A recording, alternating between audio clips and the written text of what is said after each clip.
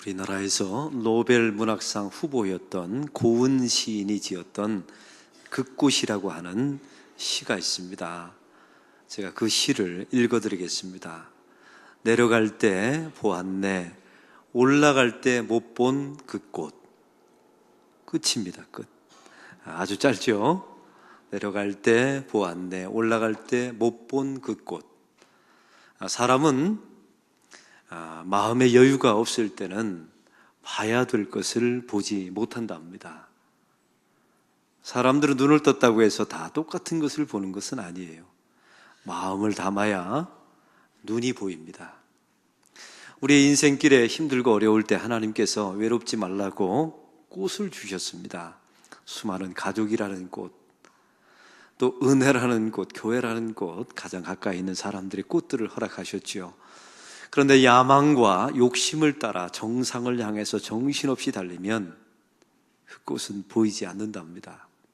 그러나 내려올 때쯤 되면 인생의 하프타임을 넘어서 이제 인생의 저녁이 될 때는, 내려올 때는 그 하나님께서 우리에게 허락하셨던 그 꽃들이 하나하나 보인다는 것입니다. 사랑하는 성도 여러분, 그래서 사람은 인생길에 어떤 때는 자동차를 타고 달릴 때가 있지요. 그때 보이지 않던 것들이 자전거를 타면 보입니다. 놀라운 사실은 자전거를 탈 때 보이지 않던 것들이 걸으면 보여요.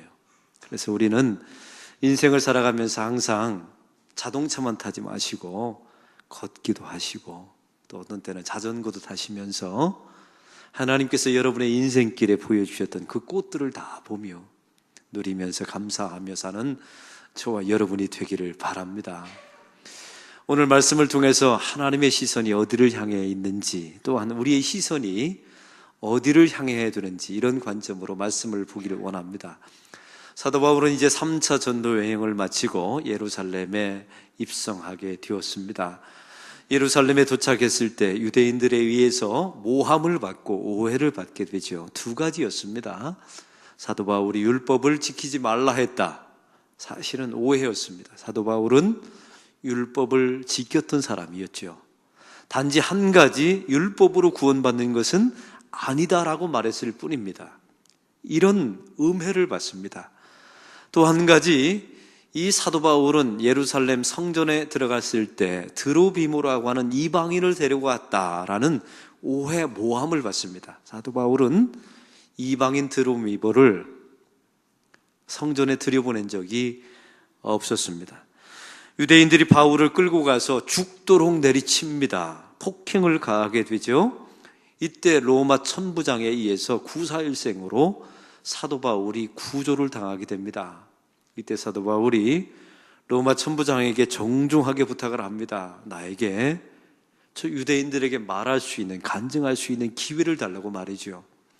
그 간절한 청에 의해서 로마 천부장은 이 사도 바울에게 계단 위에 올려놓고 말할 수 있는, 간증할 수 있는 기회를 줍니다.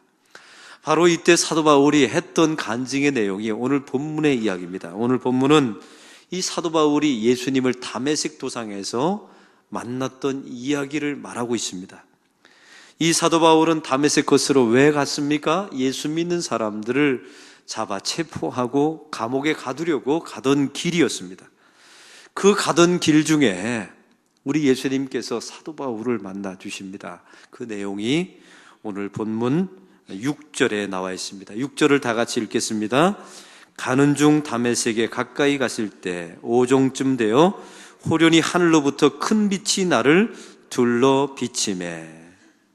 호련히 하늘로부터 큰 빛이 사도 바울을, 사울을 둘러 에워쌌다는 것입니다. 사랑하는 성도 여러분, 우리가 지난주 말씀을 나누었죠. 우리 예수님께서 왜 큰 빛 가운데 큰 빛으로 사도 바울에게 나타나셨을까요? 그것은 바로 세 가지 이유 때문에 그렇습니다. 첫 번째는 세상에서 정오 12시가 되면 가장 밝은 빛은 태양입니다. 세상의 모든 사람들은 정오가 되면 세상에서 가장 밝은 빛이 태양이라고 여기며 살아가고 있단 말이지요. 근데 바로 그때 주님께서 가장 큰 빛으로 나타나셨습니다. 이 말의 뜻은 우리 예수님을 세상에서 가장 큰 빛으로 만나는 순간에 내가 지금까지 빛이라고 여겼던 세상의 모든 것들이 어둠으로 바뀐다는 사실입니다. 사랑하는 성도 여러분, 우리 인생 가운데 내 인생을 밝히 밝혀줄 거라고 여겼던 것들이 있었죠. 그것만 가지면, 그 사람만 만나면, 그 자리에만 올라가면 내 인생이 밝아질 것이다. 여러분이 빛이라고 여겼던 세상의 태양들이 있어요. 그런데 그 모든 것들이 예수님을 만나는 순간에 다 어둠으로 바뀝니다. 예수를 믿으면서 혹시 이런 경험을 가지신 적이 있나요? 그렇다면 여러분은 바로 믿고 있는 겁니다.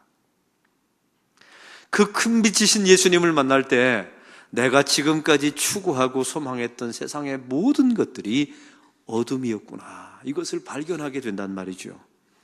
오늘 두 번째 이유가 있습니다. 바로 이사야 6장의 말씀이었죠. 이사야가 하나님께 부름을 받았을 때 가장 큰 빛 가운데 하나님의 영광이 나타났습니다. 그 큰 빛을 통하여 이사야가 얼마나 허물이 많고 죄악된 존재인가를 하나하나 깨닫게 됩니다. 그래서 주님께 부탁을 하죠. 주님, 나의 이 죄악된 입술을 숯불로 지져달라고 부탁을 합니다. 바로 이 과정을 통해서 하나님께서 이사야를 부르시죠. 이 과정을 통해서 우리에게 말씀하고 싶었던 것이 있습니다. 큰 빛 가운데 내가 너를 나의 사역자로 부르시겠다는 하나님의 부르심이었던 것입니다. 또 한 가지 큰 빛 가운데 우리 주님께서 나타나셨을 때 이 사울은 자기 자신이 어둠이라는 사실을 인정하지 않았습니다. 왜요? 자기 자신은 율법을 잘 지켰거든요. 나름대로 자기의 열심을 가지고 하나님을 잘 믿는다고 고백했던 사람입니다. 그리고 다메섹까지 예수 믿는 사람을 잡아 죽이려고 갔던 최고의 열심의 사람이었어요. 그런데 어느 날 이 호련히 다메섹 도상에서 하늘로부터 빛이 내렸을 때 내가 어둠이라는 사실을 이 사람이 어찌 고백할 수 있었겠습니까? 자기 확신이 있었는데, 자기 열심이 있었는데 말이죠. 그때 주님께서 이 사울을 눈을 멀게 하십니다. 그리고 이렇게 말씀하시죠. 성경에는 없지만 그 모든 그림을 통해서 이렇게 분명히 말하는 겁니다. 봐라, 너 자신이 어둠인데 어둠임을 고백하지 않으면 내가 너의 눈을 멀게 해버리겠다 하고 그의 눈을 멀게 하십니다. 봐라, 이제 너의 인생이 어둠이지 않더냐. 사랑하는 성도 여러분, 예수를 믿는다는 의미가 무엇입니까? 하나님을 향한 우리의 은혜의 시선은 어디서부터 시작될까요? 그것은 바로 하나님, 제가 어둠입니다. 이걸 고백하는 데서부터 은혜의 시선이 출발한다는 사실입니다. 할렐루야. 한번 따라해 봅시다. 하나님, 제가 어둠입니다. 이건 도덕적으로 가르친다고 해서 되는 게 아닙니다. 여러분 안에 성령께서 큰 빛 가운데 하나님의 은혜를 조명해 주어야 내가 어둠이라는 사실을 고백하게 되죠. 그 고백을 하지 않으면 하나님께서 여러분의 눈을 강제적으로 닫아버리십니다. 여러분의 물질의 눈, 여러분의 세상의 명예의 길을 다 닫아버리시고, 봐라, 여러분 관계의 눈을 다 닫아버리시고 보아라, 이게 어둠이지 않더냐. 이걸 고백시키게 만들어 놓으십니다. 이런 어둠이었던 사울에게 큰 빛이신 예수님이 나타나신 과정과 방법을 보십시오. 오늘 성경은 분명히 말합니다. 호련히 하늘로부터 나타났다고 말합니다. 한번 따라해 봅시다. 호련히 하늘로부터. 호련이란 말은 사울이 주님을 보기를 원합니다, 나는 주님을 찾습니다, 이래서 주님께서 오신 것이 아니랍니다. 일방적으로 아주 강압적으로 하나님께서 어느 날 갑자기 다메섹 도상에서 사울에게 나타나신 거예요. 그리고 하늘로부터, 땅으로부터 온 빛이 아니었습니다. 전적인 하나님의 주권 속에, 하나님의 선택 속에 나타난 하나님의 큰 빛이었던 것이죠. 또 한 가지 특징이 있어요. 오직 사울에게만. 체포전은 이 사울 혼자만 간 게 아닙니다. 여러 사람과 함께 예수 믿는 사람을 잡아 죽이려고 다메섹 도상으로 가고 있었습니다.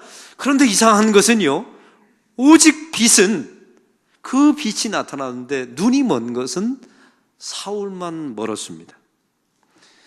그리고 오늘 성경에 보면 사울에게만 주의 음성이 들렸다라고 말씀하고 있습니다. 사도행전 9장 1절에 보니까 제가 읽겠습니다. 같이 가던 사람들은 소리만 듣고 아무도 보지 못하여 말을 못하고 서 있더라. 소리만 들렸다는 겁니다. 사도행전 9장 1절에 보니까 체포조들이 함께 가는데 체포조들은 소리만 들은 거예요. 빛은 보지 못했습니다. 그런데 사도행전 22장에 보면 이걸 또 뒤집어서 말합니다. 제가 읽겠습니다. 나와 함께 있는 사람들이 빛은 보면서도 나에게는 말씀하시는 이의 소리는 듣지 못하였더라. 소리는 또 듣지 못하였다고 말하고 있습니다. 누구 말이 맞는 겁니까? 누가가 기록한 말이 맞는 겁니까? 이 사울이 기록한 이 간증의 말이 맞는 것입니까? 헬라어에 보다 듣다라는 말은 우리가 말하는 이 감각적으로 눈으로 보다 귀로 듣다 이런 의미가 아닙니다. 이 헬라어의 의미는 본래 깨닫다, 이해하다, 분별하다는 뜻입니다. 여러분, 이 말씀의 뜻은 이렇습니다. 체포조로 갔던 다른 사람들은 앞에 부분의 사도행전 9장에 보면 들었다, 그리고 보지는 못하였다라고, 빛은 보지 못하였다라고 말하지만 22장에 보면 듣지는 못하였다, 그러나 빛은 보았다라고 말씀하고 있지요.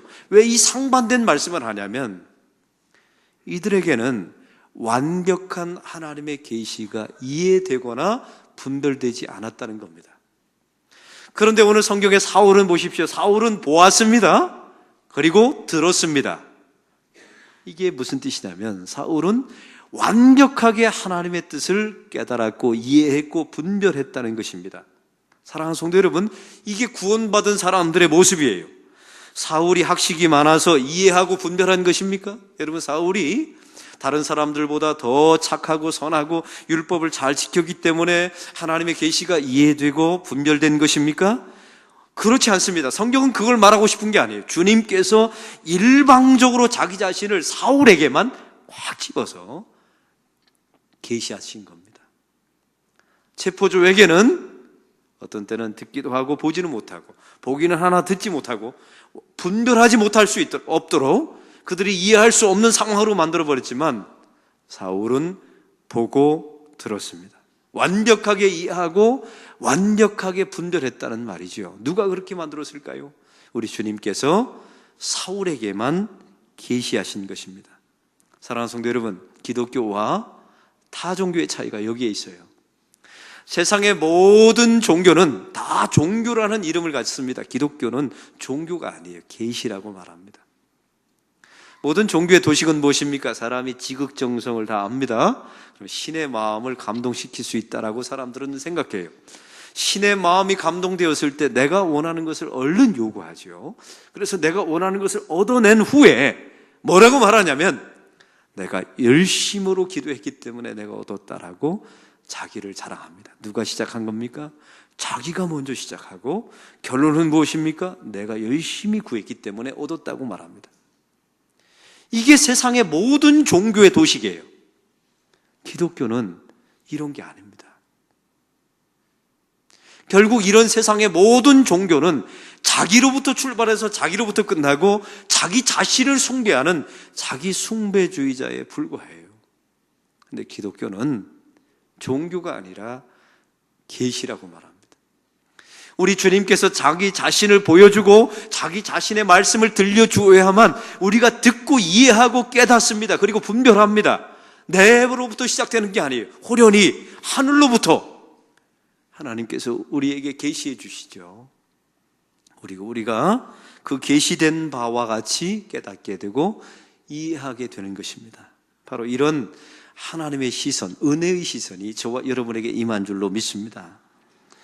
사울을 보십시오. 이 사람은 체포조 가운데 가장 큰 우두머리입니다. 신앙적으로 보면 가장 악한 사람이죠. 구원받기에 가장 부적당한 사람이에요.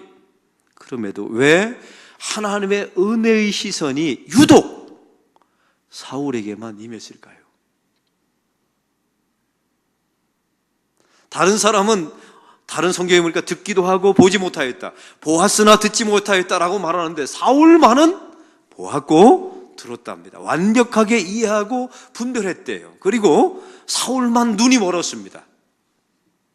사랑하는 성도 여러분, 왜 이렇게 하나님은 이 간악하고 가장 포악한 사울만 콕 집어서 당신을 계시한 것입니까? 여러분, 이와 똑같은 사건은 바로 창세기 25장에 나와 있습니다. 이삭이 자기 아내 리브가와 더불어 아들을 잉태하게 되었지요. 40에 결혼해서 20년 동안 아이가 없었습니다. 60에 아이를 배웠는데 아이가 쌍둥이인 겁니다. 안속에서 에서와 야곱이 있었습니다. 두 아이가 박터지게 싸우지 않습니까? 그때 하나님께서 이삭과 리브가에게 하나님의 계시를 주십니다. 큰 자가 작은 자를 섬겨야 하리라. 에서가 형이 동생 야곱을 섬길 것이다. 이 말씀은요, 로마서 19장에 보면 이렇게 말씀에 나와 있습니다. 내가 야곱은 사랑하였고 에서는 미워하였노라. 사랑하는 성도 여러분, 왜 하나님께서 야곱을 콕 찍었을까요? 그가 살아본 경험도 없어요. 태중입니다. 도덕적으로 살아본 경험도 없습니다. 근데 왜 하나님은 왜 야곱을 지명하셨을까요? 아브라함을 보십시오. 갈대아 우르에서 우상 장사하던 사람입니다. 어느 날 호련히 주님께서 찾아오셔서 그를 지명합니다. 예수님의 우편 강도를 보십시오. 우편 강도가 죄짓고 사람을 살해한 사람입니다. 그 당시에 최고의 형벌인 십자가 처형을 받게 되죠. 자기 옆에 있던 예수님을 향하여 딱 한마디 합니다. 당신의 나라에 임할 때 나를 기억하소서. 이때 주님께서 이렇게 말씀하시죠. 오늘 너는 나와 함께 낙원에 있을 것이다. 천국을 약속해 주십니다. 왜 오른편 강도를 지명하신 겁니까? 왜 오른편 강도에게 하나님의 일방적인 시선을 부은 것입니까? 제가 이런 본문을 놓고 설교할 때마다 예전에 하나님께 이런 질문을 했던 적이 있었어요. 하나님, 이런 식으로 구원하시니까 하나님이 욕을 먹는 겁니다. 하나님이 이런 식으로, 제가 참 이렇게 순화돼서 했지요. 제가 젊은 혈기 때는 하나님이 이딴 식으로 하나님이 구원하시니까 하나님의 이름이 욕을 먹는 겁니다. 세상 사람들이 하나님을 오해하는 겁니다.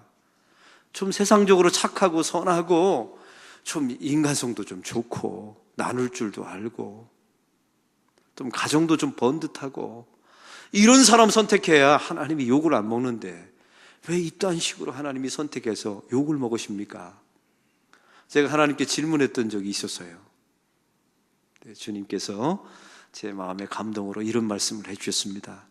내가 그렇게 선택했으니까 네가 구원받았지. 맞습니다. 전적으로 동의합니다. 사랑하는 성도 여러분, 이렇게 구원하신 두 가지 이유가 있습니다. 첫째는 구원은 주권은 하나님께 있다는 사실이죠. 하나님 하시기 마음입니다. 두 번째 이유가 있습니다. 여기가 은혜의 극단성이에요. 이렇게 구원해 주어야, 이렇게 극단적인 구원을 해 주어야 은혜가 무엇인지를 안다는 겁니다. 사랑하는 성도 여러분, 여러분은 어디에 있었습니까? 다 갈대아 우르에서 우상장사하던 사람들 아니에요?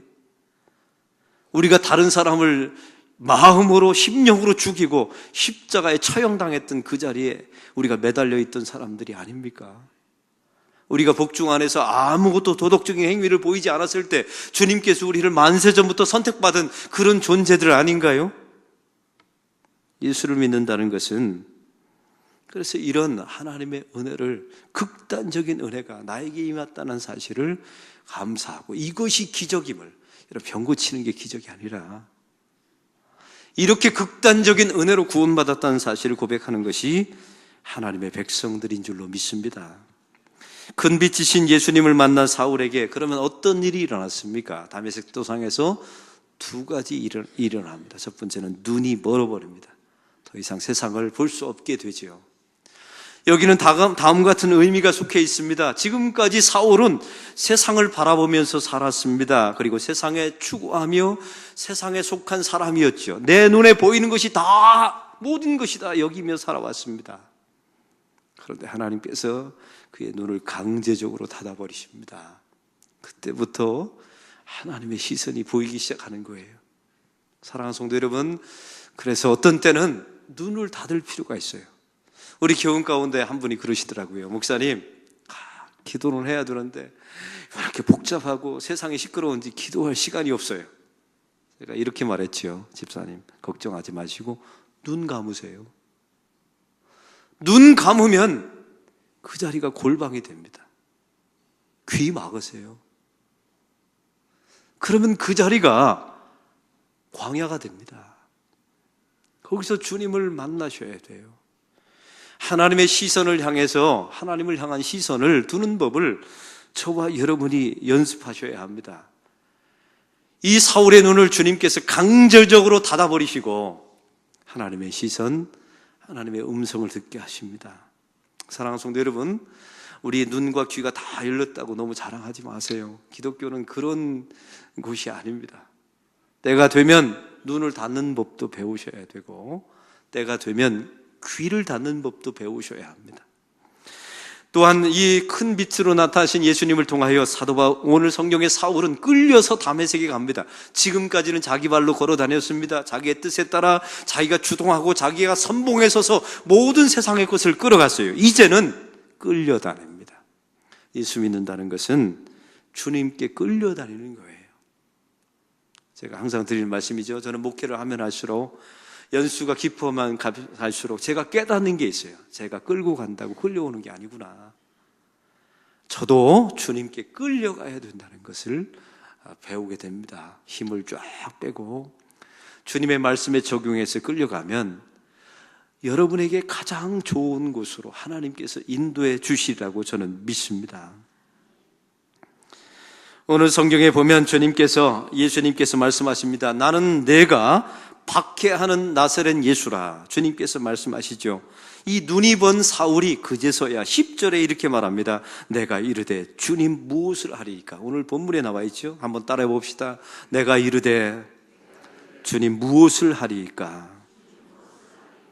하나님의 은혜가 하늘로부터 호련히 임한 사람, 그리고 사울에게만 콕 집어서 선택적이며 강압적인 하나님의 은혜가, 저항할 수 없는 하나님의 은혜가 구원이 임하자마자 이 사울이 이렇게 말합니다. 주님, 제가 무엇을 하리이까? 그제서야 주님께 물어요. 사울의 인생을 보면 하나님에 대한 열심, 도덕적인 강조, 율법에 대한 행함, 강력한 사람이었어요. 근데 하나님께 묻지는 않았습니다. 그런데 그 큰 빛으로 나타나신 주님을 만나는 순간에 이 삶의 하나님을 향한 시선으로 바뀌는데, 그 첫 번째 징조가 이제 묻는 거예요. 주님, 제가 무엇을 하리이까? 예수를 믿는다는 것은 하나님께 묻는다는 것입니다. 여러분에게 묻습니다. 이번 일주일 바쁘게 살아오셨죠? 여러분, 이 일주일 동안에 하나님께 물어보셨나요? 주님, 이럴 때는 어떻게 해야 합니까? 지금 이런 선택이 있는데 무엇을 선택해야 합니까? 어느 길로 가야 합니까? 이럴 때는 이 말을 해야 됩니까? 이런 결정을 내려야 합니까? 이 사람 만나야 됩니까? 여러분, 이런 질문 해보신 적이 있나요? 예수 잘 믿는 사람들은 묻는답니다. 하나님을 향한 시선을 두는 사람은 그렇게 시작한대요. 저는 결혼해서 제가 24년째인데 초반기에 엄청 제 아내하고 싸웠습니다. 왜 싸우냐면요, 이 남자들은 이렇게 옷을 입으면 이 코디에, 제 몸의 코디의 정점은 넥타이거든요. 저도 그날따라 메고 싶은 게 있어요. 제 기분이 있잖아요. 또 제 감정이 있고 기분이 있고. 그래서 넥타이를 딱 고르려고 하면요, 제 아내가 여보 그거 안 돼요, 이거 매세요 하고 자기가 원하는 걸 항상 주는 거예요. 그러면 제가 그걸 확 뿌리치고요, 내 마음, 내 생각 이것까지도 못하냐고 하고 제가 고집하죠. 그리고 맵니다. 그럼 제 아내가 어느 날 눈물을 뚝뚝 흘리는 거예요. 당신이 나를 부인했다는 거예요. 여러분, 이 남자들의 심정 아세요? 그 유일하게 넥타이 하나 고르는데 그거 하나를 아내가 다 골라주는 거예요. 그래서 한 15년, 20년을 싸웠어요. 그런데 지금은 제가 달라졌습니다. 지금은 제가 그분께 여쭤봅니다. 여보, 오늘 넥타이 뭘 맸으면 좋겠어요? 그랬더니 저희 가정에 싸움이 없어졌어요. 제 아내가 울지 않아요. 이제 웃어요. 제가 지금은 뭐까지 물어보는 줄 아십니까? 양말은 뭐 신어야 합니까? 참 이렇게 제가 물으니까 얼마나 편한지 몰라요. 사랑하는 성도 여러분, 예수 믿는 과정도 비슷하지 않습니까? 좀 물어보십시오. 물어보면 주님께서 대답해 주신다는데 왜 안 물어보시는 줄 아세요? 이미 여러분 하고 싶은 일을 다 결정해놨기 때문에 그래요. 그래서 우리가 오판하게 되고 잘못된 만남을 가지고, 그리고 우리가 결국 멸망의 길로 들어서는 이유가 바로 거기에 있는 것입니다. 오늘 10절에 우리 주님께서 또한 말씀에 이렇게 말씀하고 있습니다. 일어나 다메섹으로 들어가라. 내가 해야 할 일을 거기서 누가 이르랴. 이제 사도 바울은 이제 주님의 음성 가운데 이끌려서 다메섹 유다의 집에 들어가게 됩니다. 이 사울은 어디로 끌려가는지도 자기는 모르고 가는 거예요. 이제 제대로 가고 있는 겁니다. 자기는 지금까지 다메섹 도상을 향하여 내가 분명하게 목적으로 삼고 이것은 하나님의 소명이다라고 생각하고 자기가 갔던 길은 하나님께서 원치 않았던 길이었던 거예요. 이제는 눈을 멀게 하셔서 끌려서 어디로 가는지도 모르고 유다의 집으로 들어가게 됩니다. 바로 그때 동시에 이 다메섹에 있었던 예수님의 제자 아나니아에게 하나님의 음성이 들립니다. 아나니아야, 너는 직가라고 하는 거리를 가서 유다의 집에 들어가게 되면 눈먼 사울이 기다리고 있을 것이다. 그를 만나라 라고 말씀하십니다. 오늘 그 내용을 사도 바울이 13절에 이렇게 말합니다. 아나니아가 이제 왔던 이야기입니다. 13절 다 같이 읽겠습니다. 내게 와 곁에 서서 말하되 형제 사울아 다시 보라 하거늘 즉시 그를 쳐다보았노라. 사도행전 9장에 보면 이 말씀을 이렇게 표현하고 있습니다. 안수하여서 다시 보게 하였다라는 말씀입니다. 여러분, 아나니아가 찾아왔어요. 안수로 합니다. 안수하려면 자세를 생각해 보세요. 아마 사울은 눈이 멀어서 엎어져 있든지 앉아 있겠지요. 아나니아는 서서 손을 들어서 그의 머리에 안수했을 것입니다. 오늘 성경에 다시 보라라고 아나니아가 말합니다. 이것은 헬러 아나블레포라고 하는 단어인데 이 단어가 합성어입니다. 아나라는 말은 위를 향하다라는 전치사이고 블레포는 보다라는 단어, 동사입니다. 이걸 아나블레포라는 말을 하나로 말한다면 눈을 들어, 위를 들어 바라보다라는 뜻이에요. 사랑하는 성도 여러분, 이 장면을 한번 생각해 보세요. 눈이 멀어서 지금 유다의 집에 머물고 있습니다. 사흘 동안 눈을 평생 뜨고 살았는데 사흘 동안 아무것도 안 보이는 거예요. 그런데 어느 한 사람이 찾아와서 그 사람이 아나니아였죠. 눈을 보라라고 말씀하십니다. 다시 보라라고 말하죠. 그래서 눈을 들어서 이 사울이 위를 쳐다봅니다. 그의 눈이 비늘이 다 벗겨지고 흐릿한 망막 속에 얼굴이 하나 들어오는데 그게 아나니아의 얼굴이었던 겁니다. 아나니아의 이름의 뜻이 여호와는 은혜로우시다입니다.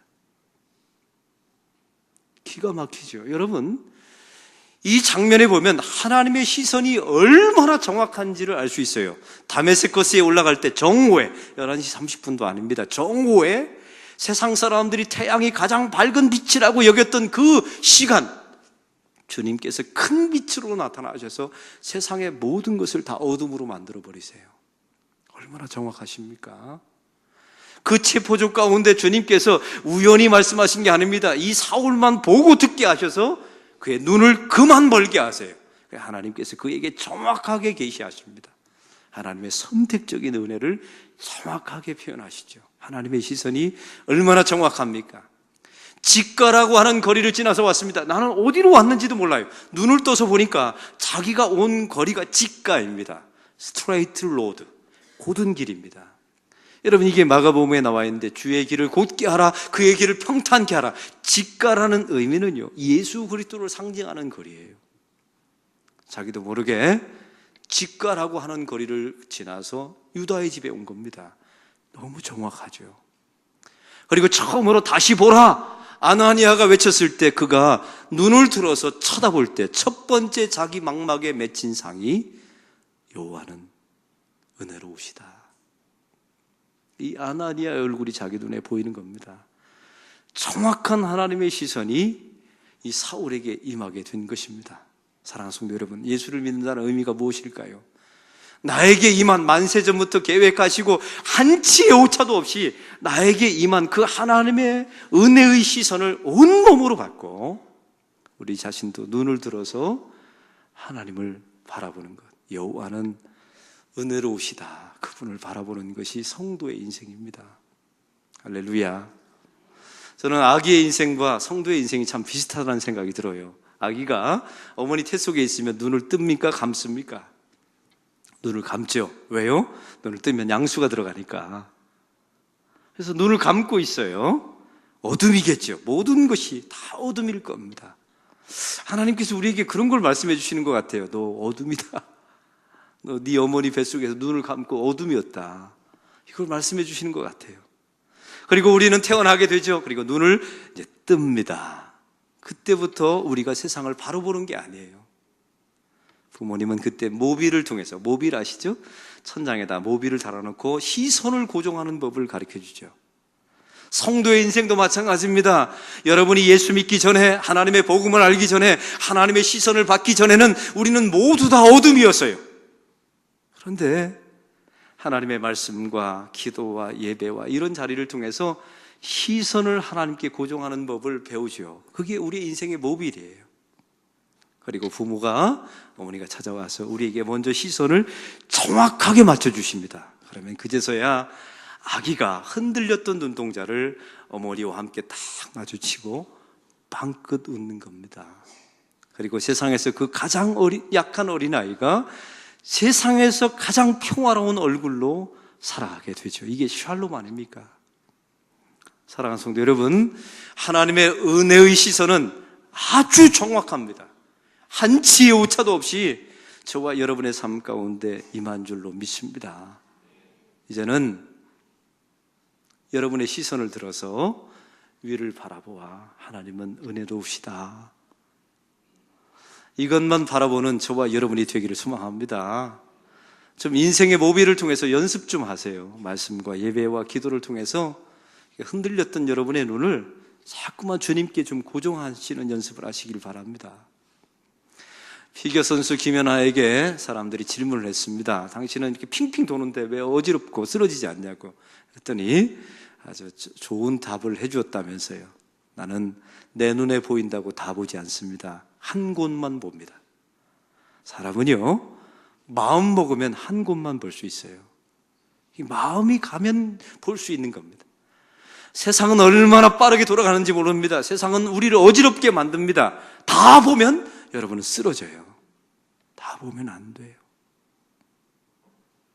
시선을 고정해서 우리의 눈이 닫혀져 있었지만 다시 보라 할 때, 눈을 들어볼 때 하나님은 은혜로우시다.